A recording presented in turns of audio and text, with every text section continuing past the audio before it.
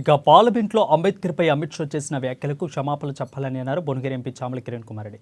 కిషన్ రెడ్డికి దమ్ముంటే అమిత్ షాతో సారీ చెప్పించాలని అన్నారు.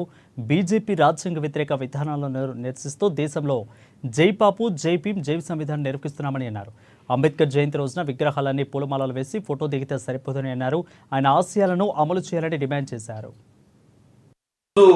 కేంద్ర మంత్రి బీజేపీ రాష్ట్ర అధ్యక్షులు కిషన్ రెడ్డి గారు జీవీకే సర్కిల్లో అంబేద్కర్ గారి విగ్రహాన్ని శుభ్రం చేసి పూలమాల వేసి నివాళులు అర్పించడం జరిగింది. రేపు అంబేద్కర్ గారి జయంతిని సంతరించుకొని ఆయన ఈ కార్యక్రమం ముందే చేస్తూ వారికే అంబేద్కర్ పై చిత్తశుద్ధి ఉన్నట్టు, అంబేద్కర్ గారి రాష్ట్ర రాజ్యాంగంపై చిత్తశుద్ధి ఉన్నట్టు, వారే అంబేద్కర్ గారి అడుగుజాడలలో నడుస్తున్నట్టు ఈ రోజు బీజేపీ అంబేద్కర్ గారి ఆదర్శంగా తీసుకొని ముందుకు పోతున్నట్టుగా తెలంగాణ ప్రజల్ని నమ్మించే ప్రయత్నం చేస్తుంది. నేను పార్లమెంట్ సభ్యునిగా ఒకటి అడుగుతున్నా.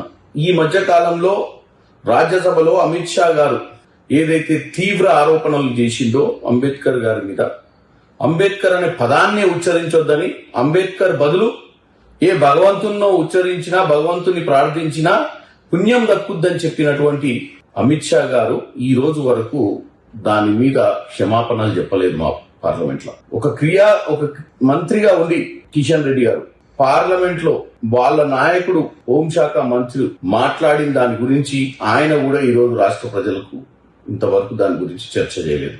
ఈ రోజు దేశవ్యాప్తంగా జై భీమ్, జై బాపు, జై సంవిధాన్ అనే కార్యక్రమాన్ని తీసుకొని కాంగ్రెస్ పార్టీ ముందుకు పోతుంది. ఎవరికి సంవిధాన్ మీద, ఎవరికి కాన్స్టిట్యూషన్ మీద, ఎవరికి రాజ్యాంగం మీద పట్టుందో, ఎవరికి రాజ్యాంగాన్ని బతికించుకోవాలన్న పట్టుదల ఉందో ఈ రోజు అర్థమవుతుంది. ప్రతి గ్రామంలో కూడా ఈ రోజు ఈ కార్యక్రమాన్ని జై భీమ్, జై సంవిధాన్ కార్యక్రమాన్ని తీసుకొని ముందుకు పోతున్న కాంగ్రెస్ పార్టీకి మీరు ఈ రోజు ఒక రోజు ముందు వచ్చి విగ్రహాన్ని శుభ్రం చేసి పూలమాల వేసి మీరు ఫోటో ఫినిషింగ్ చేసినంత మాత్రాన మీరు డాక్టర్ బాబాసాహెబ్ అంబేద్కర్ గారి ఆదర్శాలు పాటించినట్టు కాదు.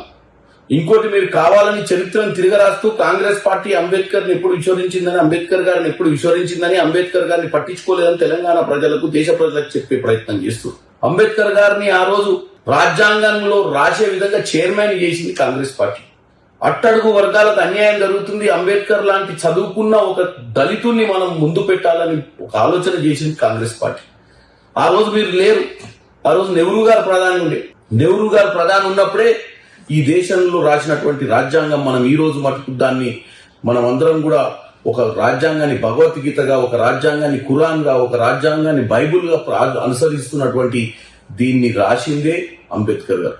దాన్ని బుల్డోజ్ చేస్తూ ఈ రోజు మీరు పార్లమెంట్ లో గత 10 సంవత్సరాల నుంచి మీకు ఇష్టానుసారంగా రాజ్యాంగానికి వ్యతిరేకంగా నిర్ణయాలు తీసుకునే ప్రయత్నం చేస్తూ రాజ్యాంగంలో రాసిన సెక్యులర్ అనే పదాన్ని కూని చేసే ప్రయత్నం